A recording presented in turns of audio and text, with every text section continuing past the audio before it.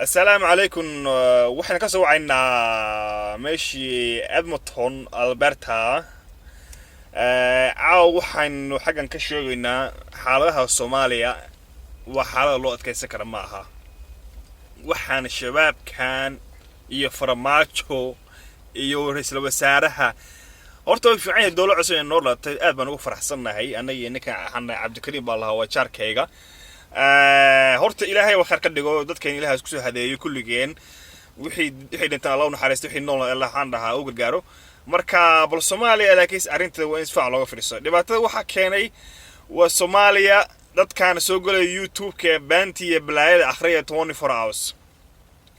dhibaatada taas keenay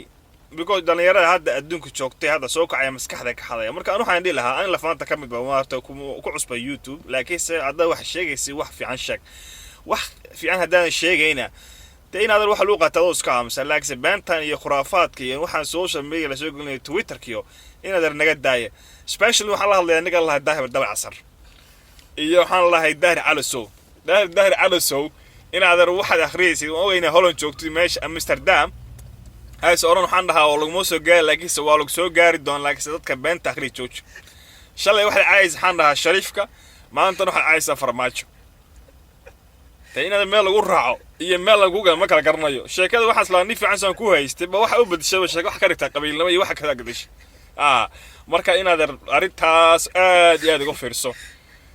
أدو وراك بتهاي وراك بتهاي مسلمات هاي وان كان حيا لكيس وحالها سوق لين ستيفيق كناف وسيداس يسمع الدواء إن شاء الله وين يسمع الدواء هذا